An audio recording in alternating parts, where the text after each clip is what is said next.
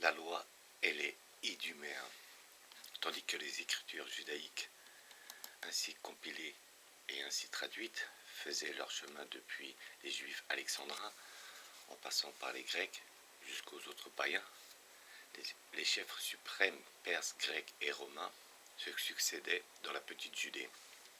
Ces siècles chaotiques amènèrent dans leur sillon le second événement significatif de cette période, la conversion forcée des Iduméens au jéhovisme, entre guillemets judaïsme, et un mot apparemment utilisé pour la première fois par l'historien judéen Joseph pour indiquer la culture et le mode de vie en Judée, tout comme l'hellénisme décrivait ceux de la Grèce, et n'avait à l'origine aucune connotation religieuse. À défaut d'un terme plus approprié, il sera dorénavant utilisé dans ce livre pour identifier la religion raciale installée par les Lévites dans leur perversion de la loi mosaïque. Seule une autre conversion de masse au judaïsme est attestée par l'histoire. Elle eut lieu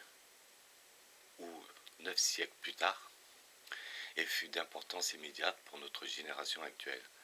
Comme on le montrera, la conversion individuelle d'autre part était fréquente à cette époque et apparemment encouragée même par les rabbins, car Jésus lui-même, selon saint Matthieu, dit aux scribes et aux pharisiens, sur un ton de réprimande, qu'il, ouvrez les guillemets, parcourait terre et mer pour faire un prosélyte.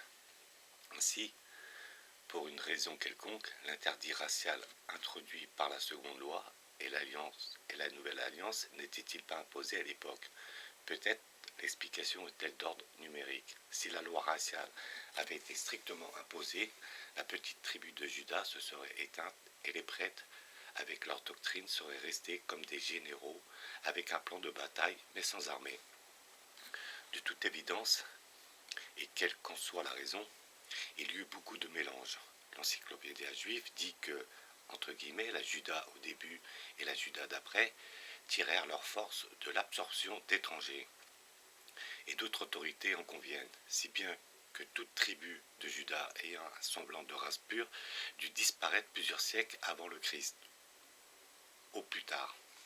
Néanmoins, la loi raciale resta pleine de vigueur, non affaiblie par ces exceptions, de sorte que durant l'ère chrétienne, le prosélytisme cessa pratiquement, et les judaïtes du monde, même si manifestement ils ne descendaient pas de Juda, et redevinrent une communauté séparée de l'humanité par un interdit racial rigide. L'exclusion raciale demeura ou redevint le principe suprême du sionisme officiel.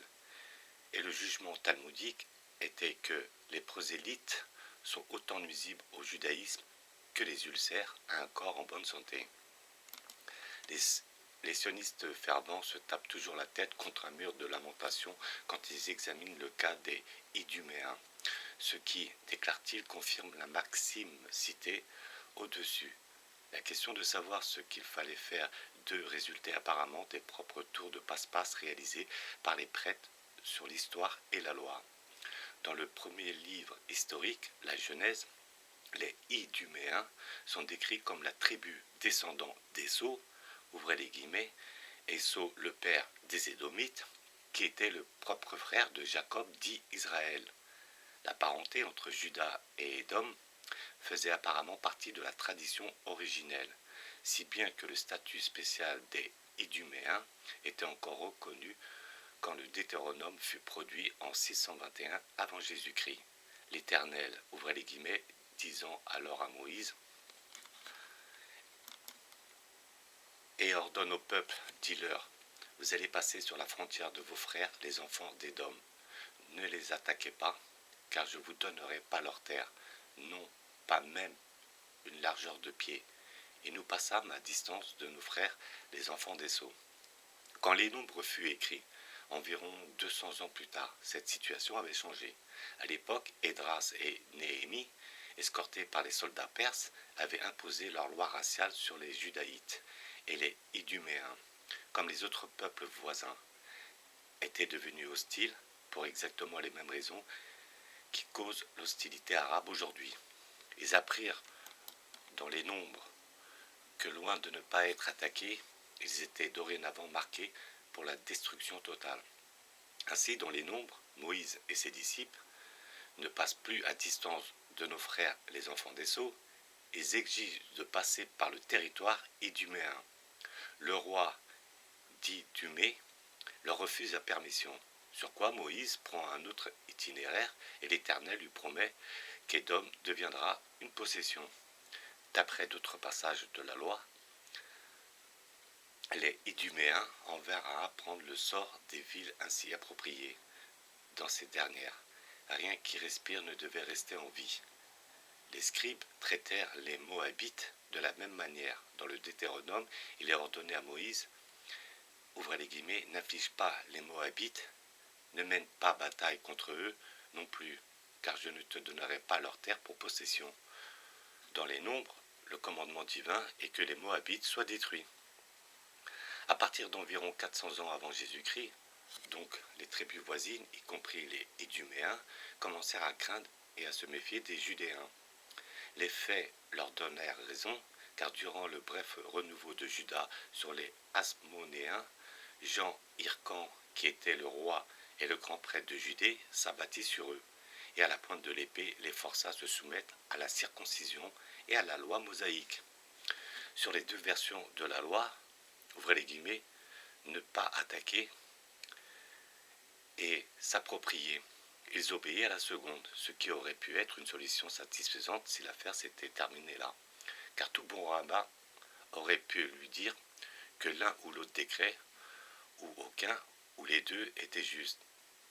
Si les rabbins appellent la gauche la droite et la droite la gauche, on doit le croire, le docteur William Ribben. Mais l'affaire n'en resta pas là. Une loi mise en place de cette façon pour un seul problème résolu, en créer un nouveau. Ayant pris possession, Jean Hircan devait-il détruire totalement et ne rien laisser qui respire en vie de nos frères, les enfants des sceaux. Il désobéit à cette loi et se contenta d'une conversion forcée. Mais en agissant ainsi, il se rendait transgresseur majeur, comme longtemps avant lui Saul, le premier roi du royaume uni d'Israël et de Juda. Pour exactement la même chose, en arrêtant brusquement la destruction totale, en épargnant la loi Agag et quelques bêtes, Saul avait été répudié, détrôné et détruit, d'après la version lévitique de l'histoire. Jean Hircan avait affaire à deux partis politiques. Parmi ces deux partis, les modérés sadducéens, qui soutenaient la monarchie, soumirent sans doute au Conseil la décision d'épargner les Iduméens et simplement d'en faire des Juifs par la force. L'autre parti était celui des pharisiens, qui représentaient l'ancienne caste despotique des prêtres lévites et désiraient la restauration dans sa pleine souveraineté. On peut supposer que ces pharisiens fanatiques, en tant qu'héritiers des Lévites, lui auraient fait exiger la rigueur totale de la loi. Ouvrez les guillemets, détruire totalement les Iduméens. Ils continuèrent à s'opposer à lui avec acharnement, tout comme Samuel s'opposa à Saul, et à œuvrer pour renverser la monarchie. Ce qui est d'intérêt particulier aujourd'hui, c'est qu'ils prétendirent par la suite que sa clémence envers les Iduméens entraîna l'entière catastrophe qui s'ensuivit pour la Judée. Ils virent dans la seconde destruction du temple l'extinction de la Judée en 70 ans après Jésus-Christ. La peine ordonnée pour l'échec de Jean Hircan à observer la loi comme Saul, il l'avait enfreint. Les pharisiens durent attendre environ 150 ans pour avoir la preuve de cet argument. Et si tant est que c'était une preuve, elle était pour eux uniquement issue des Iduméens convertis, arriva un certain Antipater, qui obtient les hautes faveurs à la petite cour de Jérusalem, tout comme le Daniel légendaire s'était élevé à la cour bien plus importante de Babylone et à la cour tout aussi importante de Perse. Les pharisiens eux-mêmes firent appel au triumvirs Pompée pour intervenir en Judée et restaurer l'ancienne caste des prêtres tout en abolissant la petite monarchie. Leur plan tourna mal, bien que la dynastie hasmonéenne fût certes exterminée durant les décennies chaotiques, de petites guerres et insurrections qui suivirent. Antipater, l'Iduméen, s'éleva au point où César le fit procureur de Judée, et son fils Hérode fut fait roi de Judée par Antoine. Suite à cela, la confusion totale régna dans la petite province, si bien que même l'ombre de l'indépendance disparut, et Rome, ne laissant plus d'autre choix, se mit à gouverner le pays directement.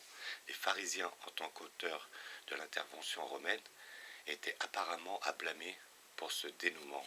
Ils rejetèrent la faute sur la demi-caste, et l'esclave iduméen Hérode, si Jean Hircan avait juste observé la loi et détruit totalement les Iduméens 150 ans plus tôt, tout cela ne serait pas arrivé, disait-il.